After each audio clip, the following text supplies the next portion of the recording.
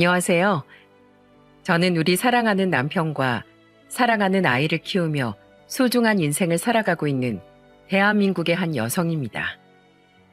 여러분 혹시 여러분에게는 특별한 인연 같은 것이 있으신가요?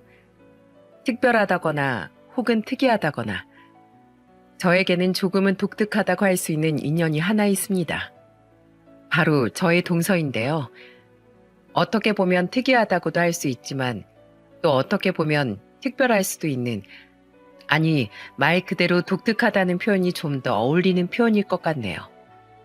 저에게는 딱 하나 동서가 있는데 이 동서는 우리 집안에 있어 한때는 손끝에 걸린 가시 같은 사람이었다면 지금은 짠하면서도 귀여운 존재가 되었네요. 그 특이하고도 독특한 동서와 이야기를 한번 해보려고 합니다. 동서의 이야기를 하기에 앞서 저의 시댁에 대해 먼저 이야기를 해야겠죠. 저희 시댁은 제가 시집 올 때만 해도 시아버지, 시어머니가 계시고 저희 남편이 장남으로 있고 그 밑으로 시동생이 한 명 있었어요. 우리 시댁은 제가 정말로 큰 복 받았다고 생각할 만큼 좋은 사람들 뿐이었어요. 시어머니와 시아버지도 인품이 훌륭하신 분들이었고 시동생도 성격이 점잖고 속이 깊은 스타일이라서 정말 편하고 스스럼 없이 지낼 수가 있었죠. 우리 남편은 뭐 말할 것도 없이 좋은 사람이었고요. 남편과는 회사에서 같은 사원으로 있으면서 자연스럽게 알게 된 건데 회사 내에서도 남편은 평판이 정말 좋은 사람이었습니다. 외모도 준수한 편이었고 깔끔하고 말끔한 스타일이었기에 인기도 꽤나 있었어요. 안 그래도 외모가 멋진 사람이라 저도 그냥 눈여겨보고 있었는데 업무 하나를 둘이서 같이 맡게 되면서 자연스럽게 친해지게 되었고 저보다 회사 선배였던 남편의 리드로 저희는 연애까지 하게 되었답니다. 연애는 딱 1년 반 정도 하고 결혼을 했어요. 둘 다 결혼 정년기에 만났기도 했지만 서로가 서로를 좋아하게 되면서 결혼할 사람이라는 확신이 들었기에 거의 연애 시작하면서부터 결혼 이야기를 했어요. 그러면서 자연스럽게 서로의 집안에도 일찍 인사를 드렸고 상견례라든지 결혼 준비라든지 모든 것이 다 순조롭게 진행이 되었답니다. 저는 시댁과는 사이가 정말 좋았어요. 시댁에서도 절 예뻐해 주셨고 저도 시댁 부모님들의 인품이 너무나도 훌륭하셨기 때문에 그분들을 존경하면서 잘 따랐죠. 특히나 저희 시아버지 같은 경우는 매우 따뜻하시면서도 엄격하시고 무서우신 분이셨습니다. 저희 남편이나 시동생도 다 큰 성인인데도 불구하고 노인이 되어가는 시아버지에게 쩔쩔맬 정도였어요. 알고 봤더니 저희 시아버지가 학교 교장 선생님으로 계시다가 퇴직을 하시고 지금은 집에서 지내시면서 봉사활동을 하시는 거였죠. 저희 시아버지는 저한테는 엄한 모습보다는 따뜻하고 인자한 모습을 많이 보여주셨기에 엄하다는 게 별로 상상이 안 갔어요. 근데 며느리가 아닌 본인 아들들에게는 가끔씩 단호한 모습들이 나오곤 했는데 그때마다 엄한 시아버지 모습이 저런 모습인가 보다 추측만 하곤 했었죠. 그리고 그 옆에 항상 계시던 저희 시어머니 역시 정말 훌륭한 분이셨어요. 시어머니도 매번 시아버지와 함께 봉사활동을 하면서 늘 손수 빨래도 하고 오시고 센터 청소도 도맡아서 거의 하고 오실 만큼 열심히신 분이었죠. 그렇기에 이 두 형제들도 그 부모 아래서 훌륭하게 자랄 수 있었던 것 같아요. 그리고 시아버지는 며느리들을 그렇게 많이 예뻐해 주셨어요. 그래서 시댁이 정말 좋았는데요. 근데 시댁이 좋았던 이유는 하나 더 있었어요. 그건 바로 동서 때문이었습니다. 사실 시아버지가 정말 질투가 날 정도로 저보다도 동서를 많이 예뻐하셨어요. 그래서 저는 동서가 초등학교 교사였는데 전 처음에 시아버지가 초등학교 교사여서 같은 학교 선생님 출신이라 동서를 예뻐하시는 줄 알았답니다. 하지만 그게 아니라 제가 실제로 겪어보니 동서는 하는 행동 하나하나가 참하고 예뻐할 수밖에 없는 행동을 하더군요. 그래서 저도 동서를 많이 좋아하고 동서도 저를 많이 따랐는데요. 저희 둘은 서로 가까운 곳에 살아서 자주 만나서 차도 마시고 식사도 같이 하면서 지냈었어요. 특히나 저희 부부랑 시동생네 부부끼리 만나면 그렇게 쿵짝이 잘 맞아서 더 즐거운 시간들을 보내곤 했었답니다. 저희는 다 같이 마음과 돈을 모아서 시댁 부모님 모시고 동남아로 여행도 가고 자주 다 같이 시댁에 놀러 가기도 하는 등 정말 화목하게 지냈습니다. 특히나 시아버지가 동서를 좋아하는 이유가 있었는데 그건 바로 동서는 시간을 더 내서 시아버지가 다니시는 사회복지시설에 껌딱지처럼 따라서 다니곤 했었어요. 그러니 시아버지 입장에서는 동서가 예쁠 수밖에 없었죠. 근데 그러다가 한 가지 안타까운 일이 일어나고 말았어요. 그건 바로 갑작스런 동서가 암 진단을 받게 되는 사건이었죠. 동서가 암 진단을 받게 되면서부터 활기차고 생기 있었던 동서의 모습을 더는 볼 수가 없었어요. 그때 동서 나이가 32살이었어요. 어린 나이에 암투병을 하면서 동서는 몸도 마음도 많이 힘들었는지 이전의 밝은 모습을 많이 보여주지 못하더라고요. 형님, 정말 저 죽는 걸까요? 왜 제가 죽어야 하는 걸까요? 나 아직 하고 싶은 것도 많은데, 나 아직 할 것도 많은 나이인데, 남들은 다 늙어서 죽고, 다 인생 이것저것 겪으면서 살아보고 죽는데, 왜 전 이렇게 일찍 죽어야 돼요? 왜요? 동서, 아직 치료 끝난 거 아니잖아. 그래도 우리 희망을 놓지 말고 더 치료 잘 받아보자. 동서 일어날 수 있어. 금방 일어날 수 있을 거야. 그러니까 그렇게 약한 소리 하지 말고 좋은 생각만 해. 왜 자꾸 죽는 생각을 하는 거야? 그러지 마. 그러지 마, 동서. 동서는 무조건 살아. 믿기지가 않아요. 자꾸만 제가 아프다는 게 믿기지가 않아요, 형님. 저 정말 죽고 싶지 않은데, 저 진짜로 살고 싶은데 너무너무 힘들어요, 형님. 동서는 이렇게 제 앞에서는 약한 모습을 많이 보였는데 그때마다 마음이 너무나 아팠습니다. 제발 이 천사 같은 동서가 살아나길 저도 간절히 바랬어요. 하지만 우리의 간절한 바람은 이루어지지 못했습니다. 결국 동서는 항암 부작용을 겪고 극심한 고통을 경험하다가 이 생을 일찍 마감하고 말았어요. 우리 시댁 모두가 동서를 보내면서 많이 슬퍼했지만 시동생은 거의 혼절할 정도로 슬퍼했고 시아버지 역시도 친딸처럼 생각하던 아이였기에 매우 가슴 아파하셨죠. 며느리의 죽음에 그동안 한 번도 눈물을 보이지 않았던 시아버지도 눈물을 펑펑 쏟으시면서 그렇게 동서 보내는 걸 힘들어하셨어요. 특히 저희 시어머니는 이런 말씀도 하시더라고요. 세상에나 벌써부터 눈에 선하고 귀에 쟁쟁하다. 우리 막내 며느리가 나한테 피우는 그 애교가 자꾸만 아른거려. 아까워서 어째. 우리 예쁜 아가를 어떻게 보내누. 시어머니의 말씀을 들으며 저도 한 번 더 눈물을 쏟을 수밖에 없었습니다. 동서는 살아생전 시어머니에게 항상 이런 말을 하곤 했었어요. 어머님은 진짜 짱이에요. 어쩜 그렇게 중심을 잘 잡고 집안일도 하시고 자식들도 키우시고 아버님도 내조하시고 봉사활동까지 그렇게 꾸준히 하셨어요. 진짜 정말로 어머님이 제 롤모델이에요. 저도 꼭 어머님처럼 살 거예요. 그래서 저도 나중에 늙으면 우리 남편이랑 맨날 봉사활동 다니면서 착하게 살 거예요. 이렇게 예쁜 말들로 늘 시부모님의 기쁨이 되었던 아이였기에 동서를 잃은 슬픔은 저희 모두에게 큰 시련이나 마찬가지였죠. 그렇게 동서를 보내고 나서 시부모님은 한동안 많이 허전해하셨죠. 다행이라고 해야 할까, 시동생은 결혼하고 6년의 생활을 하면서 아이가 없었어요. 그래서 엄마가 죽고 아이가 남게 되는 일이 발생하지 않아 그나마 오히려 다행이라는 생각이 들었죠. 동서가 죽고 나서 많이 힘들어하는 시동생을 보면서 시어머니는 걱정이 많이 되었는지 아예 시댁으로 불러들여 같이 사시더라고요. 근데 그럴 수밖에 없는 것이 시동생은 원래 살이 90kg 가까이 가던 사람이었는데 그 아픔을 겪고 나서는 갑자기 살이 20kg이 가까이 빠졌었어요. 그만큼 식음을 전폐하고 회사에 휴가를 내면서까지 밖에도 안 나가고 술로만 사는 모습을 보이면서 힘들어했으니 시어머니 입장에서는 당연히 아들을 집으로 데리고 들어갈 수밖에 없었을 거예요.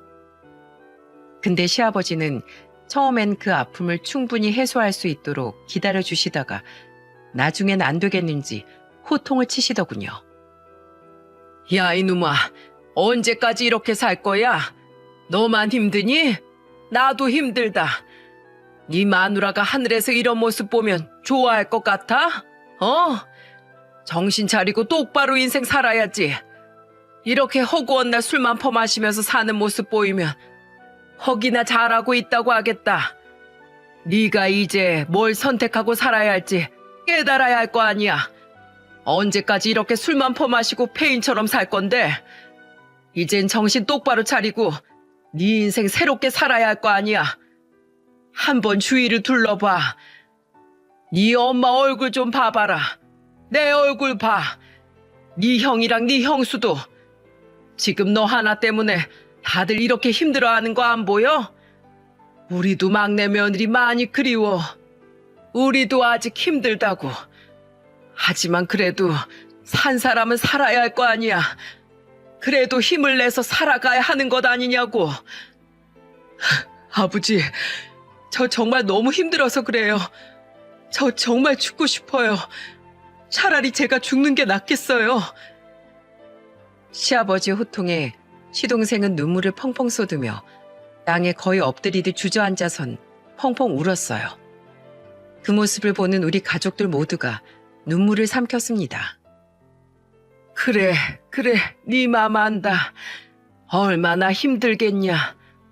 그래도 힘을 내야 하지 않겠어? 그러니까 다시 힘내자 아들아. 내가 네 마음 누구보다 잘 안다. 시아버지는 이 말씀을 하시면서 시동생을 꼭 껴안아 주셨어요.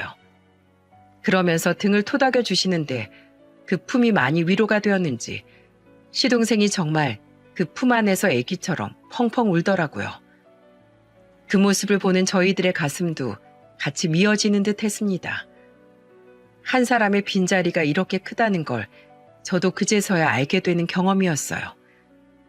그만큼 동서는 정말 좋은 사람이었고 우리에게는 소중한 사람이었습니다. 하지만 그 뒤로 우리도 우리 인생을 살아내야 했기 때문에 그 후로 힘을 내기 시작했어요. 특히나 시동생이 힘을 많이 얻어 그 후로부터는 다시 직장 생활도 정상적으로 하고 조금씩 밝은 모습을 되찾아갔죠. 그렇게 3년, 5년, 7년이 흐르면서 동서를 잘 떠나보냈어요. 그 사이에 저희 가족에게는 아이가 생겼고 저희 아이들을 보면서 시부모님도 점점 다시 행복을 찾아가신 듯 했었고요. 시동생은 한 번에 동서를 잇는 건 좀 힘들었는지 중간중간 회사 생활 열심히 하다가 휴가철이 되면 길게 휴가를 내고선 혼자서 여행도 많이 다녀왔어요. 이야기를 들어보면 동서와 같이 다녔던 여행지도 가보고 그동안 같이 가자고 이야기했던 곳도 둘러보면서 그렇게 천천히 추억을 회상하고 또 떠나보내면서 그리움을 해소시키는 것 같더라고요. 그 시간이 생각보다 오래 걸리긴 했지만 나중엔 시동생이 웃으면서 동서와의 추억을 이야기하고 또 한 번씩 지인들에게 소개를 받아 소개팅도 하면서 그렇게 일상을 회복해 나갔죠. 처음에는 소개팅도 다 거부하는 걸 저와 남편이 엄청나게 설득을 했었어요. 야, 너 언제까지 그렇게 재수씨만 끌어안고 살 거야? 그런다고 이미 떠난 사람이 돌아오냐? 그것도 아니잖아. 그럼 네 인생만 고달파지는 거야. 어쨌든 아버지 말씀대로 살 사람은 살아야 할 거 아니야. 그러니까 소개팅도 들어오면 받고 해. 아니면 주변에 괜찮은 사람이 있으면 만나보고. 언제까지 그렇게 혼자 없어 보이게 살 거야? 그럼 너도 힘들지만 우리 부모님 가슴에 대못 박는 거야. 지금 아버지 엄마가 아무 말씀 안 하시지만 그거 다 너 생각해서 그런 거고 속으론 네가 언제까지 이렇게 혼자 사나 걱정이 이만저만이 아니실 거다. 안 그래도 얼마 전에 엄마는 나한테 너 누구 만나는 것 같진 않냐고 은근슬쩍 물어보기도 하셨어. 그러니까 제발 이제 누구라도 만날 기회 있으면 만나보기라도 해. 이 사람 말이 맞아요, 서방님. 이젠 동서 떠나보내고 또 새로운 사람 만날 때 됐어요. 여기에서 3년만 더 있음 거의 10년째 혼자 독수공방으로 사시는 건데 여기에서 더 시간 지나면 그때는 다른 사람 더 못 만나요. 그러니까 누구라도 좀 만나서 밥도 먹고 영화도 보면서 데이트도 좀 하세요. 꼭 결혼하라는 게 아니라 그렇게 조금씩 다른 사람한테 마음이라도 좀 여시라는 거예요. 저희 둘의 설득에 처음엔 괜찮다고 말을 하던 시동생도 나중엔 점점 생각이 바뀌었는지 소개팅도 하고 괜찮아 보이는 여성이 있으면 데이트도 하면서 그렇게 시간을 보내더라고요. 그리고 그건 거의 시부모님을 위해서 그러는 게 커 보였습니다. 시동생은 사랑꾼이기도 했지만 효자이기도 했기에 자신을 걱정하는 시부모님의 근심을 좀 덜어드리기 위해 노력을 했던 것 같아요. 그래도 다행히 그렇게라도 만난 사람에게 마음의 문을 여는 듯 했어요. 그게 동서가 죽고 나서 7년째 되던 해였습니다.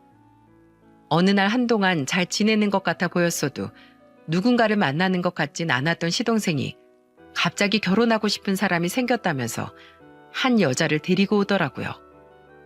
이 여자는 산부인과 의사였는데 생김새는 그래도 차마니 괜찮아 보였어요. 그리고 하나 특징이 이 사람도 재혼을 하는 사람이었는데 우리 시동생과는 다르게 사별이 아닌 이혼을 한 거였죠.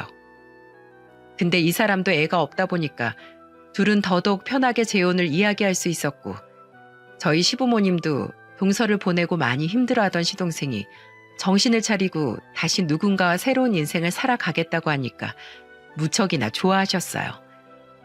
근데 저는 살짝 부담스러운 부분이 있었어요.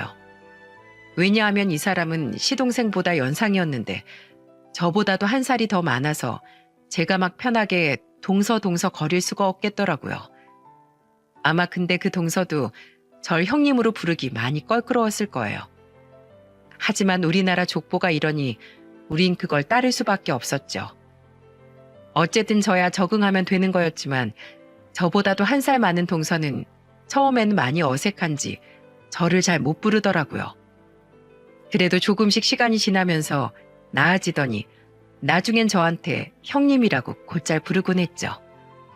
근데 동서는 겪으면 겪을수록 참 특이한 사람이었어요. 처음엔 참하고 말수도 별로 없어서 그 속을 잘 알 수가 없더라고요. 그리고 그래서 그때는 더 괜찮아 보인다고 느꼈었는데 알면 알수록 동서는 인상이 좀 딱딱하고 또 실제 성격 자체에 문제가 좀 많이 있었습니다. 일단 예의가 많이 없었어요. 뭔가 예의가 있는 듯 하면서도 예의가 없었죠. 말이 좀 이상하다고 느껴질 수 있는데 지금부터 제가 말씀드리는 동서 이야기를 들어보시면 아마 무슨 말인지 조금은 이해가 가실 거예요. 동서는 우선 모든 것을 다 돈으로 해결을 하려고 했어요. 시댁에는 자주 찾아오는 편은 아니었는데 명절이나 시부모님 생신 때 한 번씩 오면 꼭 모든 걸 돈으로 해결하려고 하더라고요. 한 번은 명절에 이런 적이 있었습니다. 시어머니는 명절 때마다 늘 음식을 여러 가지 많이 준비하셨는데 그때마다 저와 첫 번째 함께했던 동서는 옆에서 음식 만드는 걸 도와드리면서 음식 만드는 법도 배우곤 했었는데 이 동서는 그런 게 없었어요. 오히려 황당한 소리를 내놓더라고요. 어머님, 뭐하러 힘드시게 이 음식들을 다 만들고 계세요? 요즘은 오히려 이런 것들은 밖에서 사 먹는 게 훨씬 맛있어요. 집에서 먹으면 맛도 안 나는데. 그러지 마시고 이거 그냥 천천히 아버님이랑 집에서 드시고 제가 밖에서 사올까요? 요즘 랍스타도 배달이 되는 시대예요. 이런 조잡한 것들 다 그냥 넣어놓고 제가 회랑 랍스타 좀 시킬게요. 어떠세요? 아니 뭐야? 넌 지금 내가 만드는 이 명절 음식들이 다 조잡하다 이거냐? 어? 어디서 그런 버르장머리를 배웠어? 명절엔 명절 음식 해먹는 게 당연한 거 아니야? 어디서 밖에서 사오길. 요즘 것들은 돈 낭비도 아주 무서운 줄 모르고 한다더니만 네가 딱 그 짝이구나. 아니 어머님, 그게 아니고 저는 더 맛있는 걸 먹을 수 있으니까 그런 거죠. 집에서 이렇게 땀 뻘뻘 흘리면서 만들어 먹는 건 너무 노동력이 많이 들잖아요. 솔직히 전 이런 것도 거의 안 해봐서 좀 힘들어요. 오히려 사 먹는 게 시간 절약도 되고 효율성도 높고요. 동선인 시어머니가 화를 내는데도 꿋꿋하게 자기 이야기를 했어요. 이런 반응에 시어머니가 점점 더 화가 나시는 듯해 저는 제가 중재를 해야겠다 싶었죠. 동서, 그래도 명절엔 항상 어머님이 이렇게 음식 준비하시고 우린 옆에서 거들어드리고 했었어. 그래도 집밥이 최고지. 밖에서 사 먹는 건 어른들 별로 안 좋아하셔. 그러니까 회날 랍스타는 나중에 어머님 아버님 생신 때 밖에서 외식 시켜드리고 오늘은 명절 음식 맛있게 만들어 먹자. 어머님 화나셨잖아. 얼른 죄송하다고 말씀드려. 아, 네, 죄송합니다, 어머님. 전 그냥 좋은 뜻으로 말씀드린 건데 화나셨다면 죄송해요. 됐다. 다음부턴 그러지 마라. 밖에서 사 먹는 버릇 들이는 거 안 좋은 거야. 너네 부부끼리 있을 땐 바빠서 사 먹는 게 편할지 몰라도 여기선 아니다. 그러니까 다음부턴 그런 소리 말어. 네, 어머님. 그렇게 명절 에피소드가 한번 지나간 적이 있었습니다. 근데 그 뒤로도 동서의 물질 공세는 계속되었어요. 전화도 자주 안 하고 자주 찾아뵙지도 않으면서 동서는 용돈은 턱턱 보내드리고 생신이나 이럴 때는 선물도 비싼 명품들로 사다 드리곤 했었죠. 근데 저희 시부모님은 그런 걸 달가워하시는 분들이 아니셨어요. 항상 뭘 잘해도 돈으로 잘했기 때문에 찝찝했던 적이 한두 번이 아니었죠. 아버님, 이거 요즘 엄청 잘 나가는 옷이에요. 중년들 사이에선 이 옷이 그렇게 인기라고 하더라고요.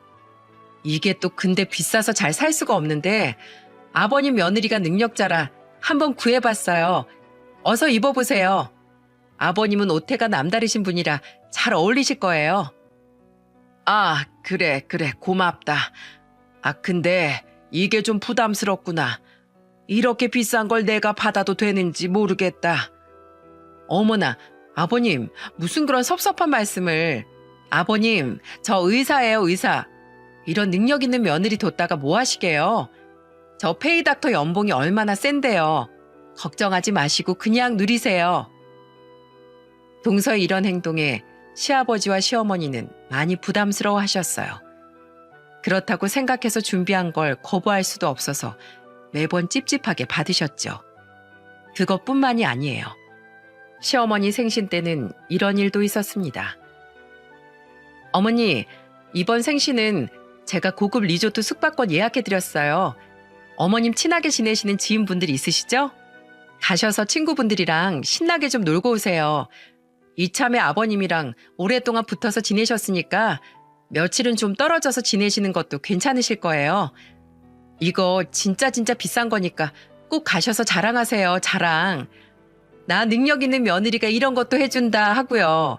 아시겠죠? 아이 참, 난 그런 것까지는 안 해도 되는데 여기 엄청 비싼 곳 아니니? 나 정말 괜찮은데. 네, 진짜 비싼 곳이에요.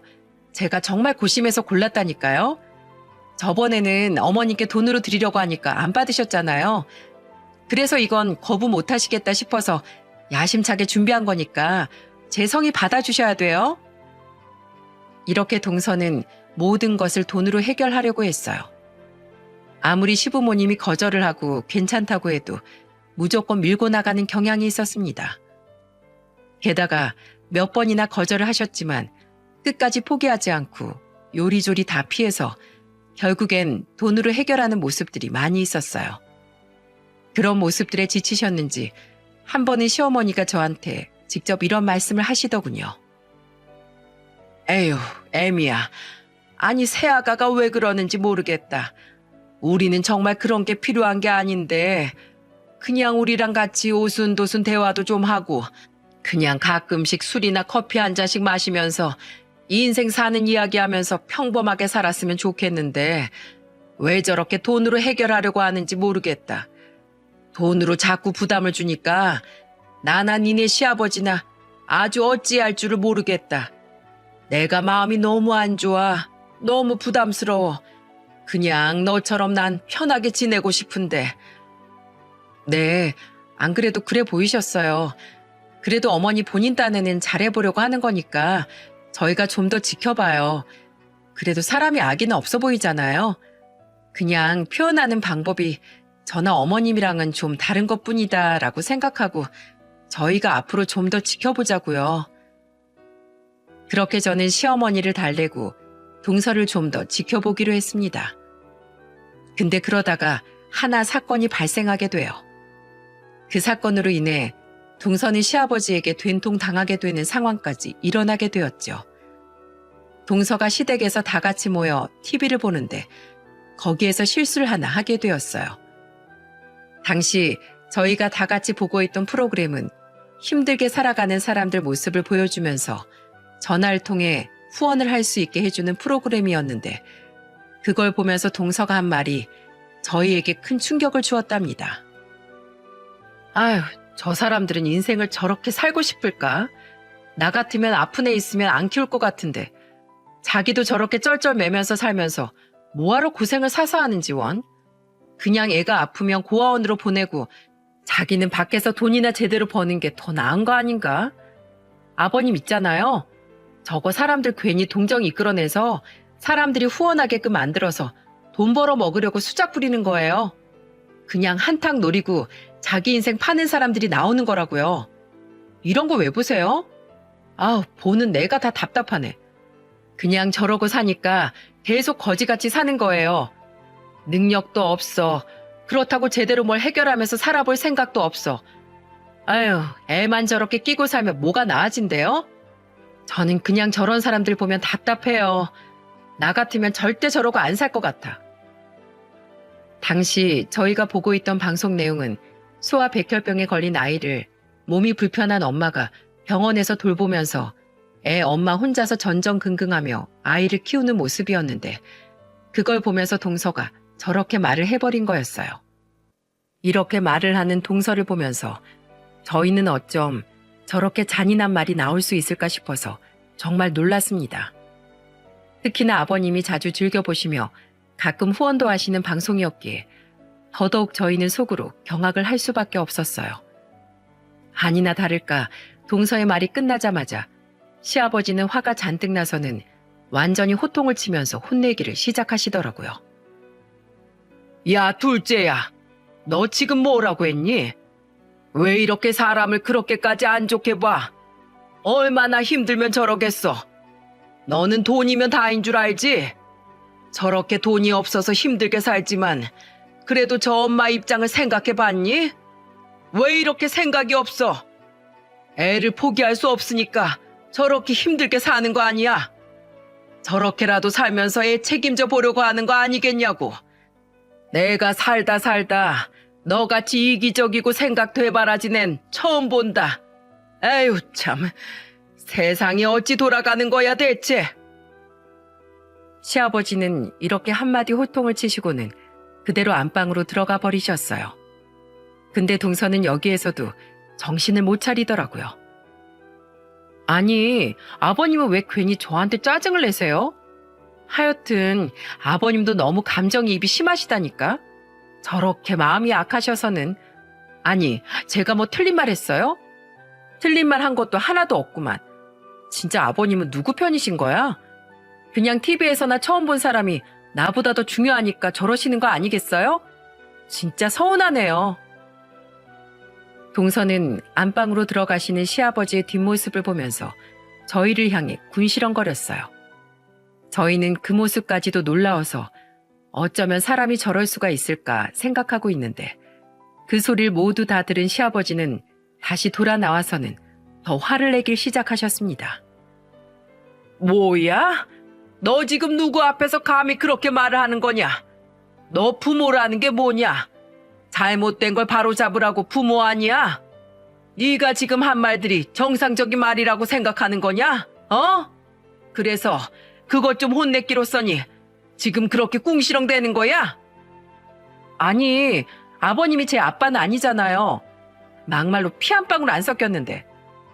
뭐야? 아유, 그래, 미안하게 됐구나. 피도 한 방울 안 섞인 내가 너한테 부모 노릇을 했으니 얼마나 고가웠겠니? 됐다. 이제 앞으로는 여기도 안 와도 된다. 억지로 자식 노릇하겠다고 왔을 텐데 이제는 안 그래도 돼. 시아버지는 한숨을 푹푹 쉬시면서 저렇게 말씀하시고는 안방으로 다시 들어가 버리셨어요. 그 뒤로는 시어머니도 화가 많이 나신 채로 안방으로 들어가 버리셨고, 저나 남편은 너무나 어이없는 상황에 차마 시동생도 있는 앞에서 아무 말 못하고 바라만 보고 있었어요. 그때 제일 속상하고 화나고 눈치 보이는 사람은 다름 아닌 시동생이었기에 저희가 나서서 동서를 혼낼 수가 없더라고요. 그리고 그때 화가 난 시동생이 실제로 동서한테 화를 내면서 그대로 끌고 나갔기 때문에 저희도 시부모님을 달래드리고는 집으로 돌아갈 수밖에 없었습니다. 그 뒤로는 시부모님과 동서의 사이가 아주 많이 멀어졌어요. 그래서 명절 때도 동서는 오지도 않았어요. 시댁 행사 때는 말할 것도 없었고요. 그저 시동생만 왔다 갔다 할 뿐이었어요. 야, 네 각신 이번에도 안 왔니? 네, 죄송해요. 제가 아무리 설득을 해도 말을 안 듣네요. 아유, 지금 화내할 사람이 누군데 아직까지 그렇게 삐져선 이렇게 안 오는 거냐? 죄송해요, 엄마. 제가 더 풀어볼게요. 이렇게 시부모님과 동서의 사이는 좁혀지지 못했고, 그 사이에서 좌불안석으로 힘들어하는 게 바로 시동생이었어요. 그렇게 냉랭한 상태를 쭉 유지하던 중에 저희 시댁의 또 다른 불행이 하나 찾아오게 되었습니다. 시아버지는 원래 지병이 있으셨는데 나이가 드시면서 지병이 악화가 되면서 결국에는 마음의 준비를 제대로 할 겨를도 없이 갑작스럽게 돌아가시고 말았어요. 근데 이때 동서는 그래도 병원에 계시는 시아버진 뵈러 한 번씩 오긴 하더라고요. 그래서 시어머니도 마음이 좀 풀어지고 시아버지와도 마지막 인사는 할 수 있었습니다. 그렇게 인사를 하고 나서 그 뒤로 시아버지가 돌아가시고 난 후에 다시 동서와도 잘 지낼 수 있을 줄 알았어요. 하지만 이게 웬 말이에요? 동서는 또 한 번 장례식장에서 큰 사고를 하나 치고 말았죠. 시아버지는 교직 생활을 오래 하신 데다가 교장까지 맡으셨기에 인맥이 굉장히 넓었습니다. 그래서 조문객들이 상당히 많이 찾아왔었어요. 거의 3일장 내내 조문객들의 발길이 끊이질 않아서 장례 도우미 아주머니들이 도와주시는데도 불구하고 일손이 많이 부족했어요. 그래서 저희 자식들이 움직이면서 일손이 되는 수밖에 없었죠. 근데 여기에서 동서의 행동이 아주 가관이었어요. 세상에나 이 며느리란 사람이 시아버지 장례식장에서 뭐하고 있었는지 아세요? 첫째 날엔 그래도 좀 슬픈 기색을 보이더니 둘째 날부터는 아무 일도 안 하려고 하고 툭 하면 장례식장으로 나가서 깔깔거리면서 통화나 해대고 그것도 아니면 틈나는 대로 골방으로 들어가 자기 일수였습니다. 그 모습을 보다 못해 제가 이야기를 했어요. 동서, 지금 바쁜 거 몰라? 아니, 한 명이라도 더 거들어서 일손이 되어야 하는데 지금 일손 되긴커녕 그렇게 잠이나 자고 있는 거야? 그것도 아니면 그냥 밖에 나가서 시간만 때우다 들어오고. 대체 왜 그래? 얼른 일 좀 해. 지금도 봐. 얼마나 바빠. 아, 형님, 왜 또 시비해요? 저도 할 만큼 하고 있어요. 하긴 뭐래. 지금 너무 바쁘니까 빨리 상이라도 좀 차리자. 얼른. 네? 아니, 제가 왜요? 도우미 아주머니들도 있는데 왜 저희가 일을 해요? 도우미 아주머니들이 다 맞이하기에도 부족할 만큼 사람들이 많이 오잖아. 그러니까 우리가 해야지. 그리고 가서 인사도 좀 드리고. 아니, 뭘 알아야 인사를 하죠. 나랑 아는 사람들도 아닌데 왜 인사를 해요? 그리고 도우미 아줌마 쓰는 이유가 뭔데요? 그런 거 다 시키려고 아줌마들 쓰는 거 아니에요?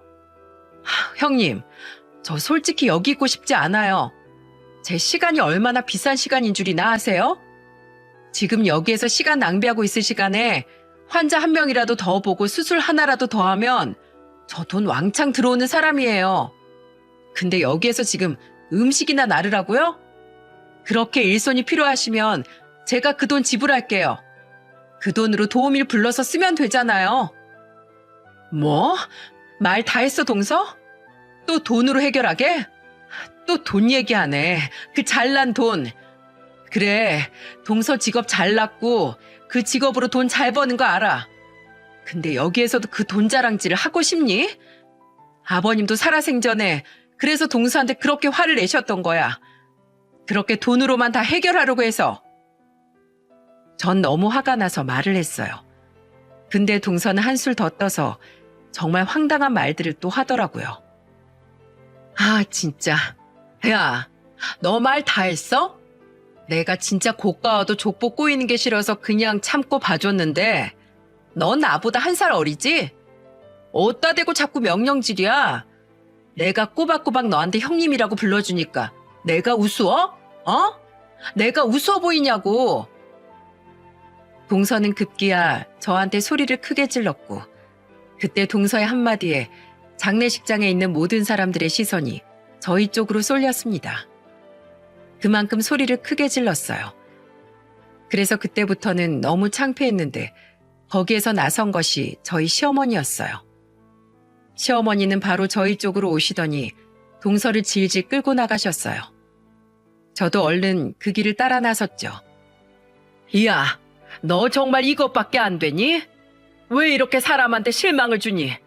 언제까지 이럴 거야 도대체? 언제까지? 도저히 넌 안 되겠다. 너 계속 이렇게 살 거면 가라.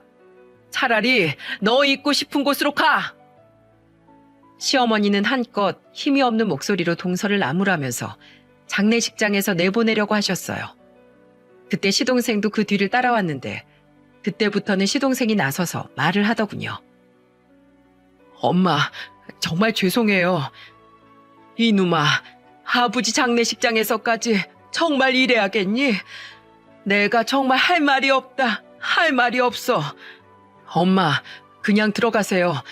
이 사람은 저한테 맡기고 들어가세요. 형수님, 엄마 좀 모시고 들어가 주세요. 이 사람은 제가 알아서 할게요.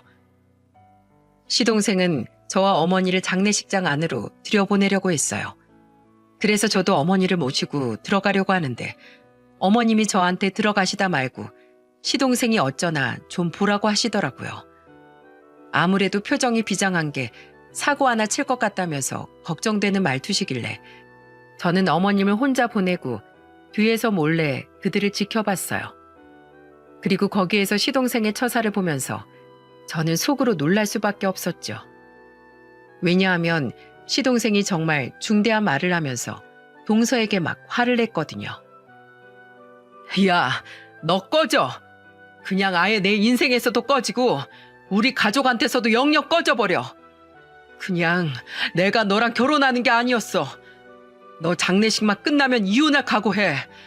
너 같은 여자 나 더는 필요 없어. 시동생이 이혼 선언을 하니까 그제서야 동서가 정신이 번쩍 차려졌는지 그때부터 생각지도 못한 행동을 하더군요. 내가 왜 가? 아니 우리가 왜 이혼을 해? 나 못 가. 나 이혼 안 해. 당신 나 없이 살 수 있어? 못 살잖아. 시동생은 동서에게 세게 말을 했고 둘은 실랑이를 벌이면서 결국에는 몸싸움까지 했어요. 결국 시동생은 동서를 택시 태워 보냈고 장례식장 사건은 일단 거기에서 마무리가 되었습니다. 하지만 장례식 이후에 이혼한다던 말은 진짜였는지 시동생이 둘이 같이 와서는 이혼을 하겠다고 시댁에서 이야기를 하더라고요. 엄마, 저 이제 이혼할 거예요. 제가 그동안 빨리 이 사람을 끊어냈어야 했는데 죄송합니다. 이제 두 번 다시 이 사람 때문에 속 썩을 일 없으실 거예요. 시동생이 덤덤하게 말을 하는데 그 앞에서 동서는 난리가 났습니다. 싫어. 내가 왜 헤어져야 하는데? 한 번 이혼한 것도 억울한데 내가 왜 두 번이나 이혼을 해야 해? 나 더 이상 이혼녀 꼬리표 달고 싶지 않아. 어머님, 저 정말 이혼하고 싶지 않아요. 하지만 이 둘은 결국엔 이혼 소송까지 가게 되었어요. 그런데도 끝까지 동서는 이혼을 못하겠다며 시동생 좀 설득해달라고 저희 부부에게도 찾아오고 시어머니에게도 찾아가고 그랬었네요. 거기에 저희 시어머니가 마지막 기회를 주기로 결정을 하셨나 보더군요. 시어머니는 저희 모든 가족을 다 부르셨고 동서를 가운데 앉혀서 말씀을 하셨어요. 애미야, 너 정말로 이혼 안 하고 싶어? 왜 그렇게 이혼이 하기 싫은 거냐? 아니, 실은 아직 남편 사랑해요. 그리고 저 장례식장에서 제 행동도 많이 반성했어요. 제가 잘못한 거 다 알아요. 근데 그날은 정말 저도 좀 피곤하고 힘들어서 저도 모르게 그렇게 격하게 나왔던 것 같아요. 저 근데 이제 다시는 안 그럴게요, 어머니. 그러니까 제발 저 좀 용서해 주시고 이 사람이랑 이혼 좀 알려주세요. 저 앞으로 정말 잘할게요. 형님한테도 다시 잘할 거예요. 잘못된 걸 알면서 대체 왜 그랬던 거야? 네가 어린애도 아니고 말이다. 무작정 돈이면 다 되는 거야? 어? 나나 네 남편은 그게 잘못됐다는 거야. 네, 알아요, 어머니. 근데 저 정말로 안 그럴 거예요. 그래? 그럼 너 정말로 이제 그렇게 안 할 거야? 정말로 마지막으로 기회 주면 그 기회 잡을 수 있겠어? 네, 당연하죠, 어머님.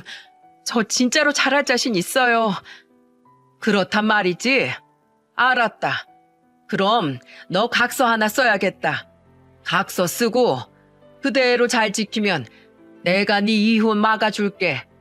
둘째, 너도 네 와이프가 정신 차리고 내가 쓴 각서대로만 잘 살면 다시 살 의향이 있어? 네, 이 사람만 변한다면 저야 살 생각 있죠. 제가 이혼하려는 건 다 우리 가족 때문이라니까요. 그래, 좋다. 그럼 어디 한번 각서 써보자. 그러면서 시어머니는 몇 가지를 제시하며 각서를 쓰게 하셨어요. 그 내용은 이러했습니다. 첫째, 돈으로 가족들의 마음을 사려고 하지 않는다. 둘째, 무슨 일이든 돈으로만 해결하려는 버릇을 고친다. 셋째, 사람들을 함부로 깔보고 하지 않는다. 넷째, 매주 시어머니가 나가시는 봉사활동에 따라 나간다. 단 3달 동안 해야 한다. 시어머니가 내민 조건은 이거였습니다. 시어머니는 이대로 진행을 시키셨고 동서는 그대로 봉사활동을 시작했어요. 근데 저희는 다 동서가 한두 번 가곤 포기할 줄 알았어요. 근데 놀랍게도 3달을 꽉꽉 채워서 봉사활동을 다니더라고요. 심지어는 너무 열심히 하기에 저희도 놀랐습니다. 그리고 정말로 3달을 다 채운 다음에 시어머니가 동서를 불러서 말했어요. 자, 봉사활동 해보니까 어떠니? 얼마나 사람의 생명이, 인생이 소중한지 좀 깨달았어? 네, 어머니. 저 실은 그동안은 다 돈으로 해결하면 되는 줄 알았어요. 근데 그게 아니더라고요. 세상에 정말로 마음이랑 다르게 힘들게 사는 사람들이 많다는 걸 이제 알았어요. 제가 그동안 생각이 많이 짧았어요. 그래, 이제라도 깨달았으니 다행이다. 사람 인생이라는 게 그렇게 마음대로 쉽게 되는 게 아니야. 넌 좋은 부모 밑에서 공부 잘하고 좋은 대학 가서 이렇게 직장도 좋은 곳에 다니지만 처음부터 그게 어려운 사람들도 있는 거야. 그 환경이 안 돼서 어렵게 살아가는 사람들이 얼마나 많은 줄 알아? 그러니까 넌 지금 그 삶에 감사하면서 오히려 네가 가진 것으로 어려운 사람들을 도울 수 있는 사람이 되어야 하는 거야. 알겠니? 네 시아버지도 그런 인생을 사셨고 본인 자식들이 그런 인생을 살길 원하셨어. 네, 어머님. 저 이제야 깨달았어요. 정말 죄송했습니다. 근데요, 저 사실 제가 이렇게 된 거엔 이유가 있었어요. 실은 저도 이렇게까지 돈으로 사람들 깔보고 하지 않았었어요. 근데 전 시댁이 정말 잘 사는 집이었는데 돈으로 그렇게 사람을 못 살게 굴더라고요. 게다가 전 남편은 툭하면 손찌검하고 툭하면 절 힘들게 했어요. 그래서 그 뒤로 저도 돈에 더 연연해하면서 살게 되더라고요. 근데 꼭 그런 사람들만 있는 게 아니었는데 제가 생각이 많이 짧았어요. 제가 봉사활동하면서 어떤 할머니가 제 손을 꼭 잡으시더니 너무 고맙다고 하시더라고요. 이렇게 목욕도 시켜주고 말동무도 해줘서 고맙다고. 전 돈으로 해야 하는 줄 알았는데 사람 마음이라는 건 돈으로 살 수 있는 게 아니더라고요. 그래서 제가 더 깨달을 수 있었어요. 좋은 기회를 주셔서 감사합니다, 어머니. 저희는 동서의 몰랐던 아픔을 듣고는 깜짝 놀랐어요. 그 속사정이 있는 줄 몰랐죠. 그리고 그 아픔을 듣고 나니까 왜 그렇게 동서가 돈에 연연해 했는지 알겠더라고요. 그 이야기를 듣고는 시어머니는 동서를 꼭 껴안아 주면서 위로를 해주셨어요. 이건 시동생도 모르는 이야기였기에 그 자리에 있는 남은 가족들 모두가 다 놀랐었죠. 그랬었구나. 네가 그런 아픔이 있는지 몰랐다. 정말 힘들었겠구나. 이제 아니라는 거 알았으니 우리가 네 위로가 되어주마. 걱정하지 마라. 앞으로는 내가 정말 더 잘해줄게. 나중에 더 들어보니 동서는 그전 시댁에서 시달리면서 전 남편의 외도까지 겪게 되었고 시댁살이가 너무 심해서 임신을 했다가 잘못된 경험까지 했었다고 하더라고요. 그걸 들으면서 저는 처음으로 동서에게 미안한 감정이 생겼습니다. 그래서 그 뒤로는 저도 다시 동서한테 잘하려고 노력을 했어요. 물론 동서도 그 이후로 모든 걸 다 허심탄회하게 속 이야기를 털어놓은 이후에는 정말 인간적인 모습으로 많이 바뀌어서 저희와도 잘 지내고 돈으로 모든 걸 해결하려는 것이 아니라 시어머니가 원하던 것처럼 자주 찾아와서 말동무도 해드리고 같이 영화도 보고 소소한 일상을 나누는 사이가 되었답니다. 게다가 매주 봉사활동도 꾸준히 나가고 있어요. 정말로 개과천선한 케이스라고 볼 수 있죠. 물론 지금도 한 번씩 통 크게 돈을 쓰긴 하는데 그건 다 저희 가족을 위해서 쓰거나 봉사활동하는 단체에 후원금을 보내면서 가치 있게 쓰고 있는 중이랍니다. 그 모습을 보면서 저희 가족들 다 뿌듯해하고 있어요. 온 가족이 나서서 한 사람을 변화시킨 것 같아 참 뿌듯하더군요. 또 동서도 저희에게 그 일 이후로 고마워하고 있고요. 여러분, 사람의 마음은 움직이는 것까진 힘들지만 한번 움직이고 나서 그게 힘을 발휘하면 엄청난 시너지가 일어나는 것 같아요. 여러분도 앞으로 주변에 좋은 인연으로 가득하시고 서로의 마음이 하나가 되어서 서로 함께 더불어 잘 살아가실 수 있도록 제가 응원할게요. 무엇보다도 가족과 행복하시기를 바라겠습니다. 긴 사연 들어주셔서 정말 감사합니다.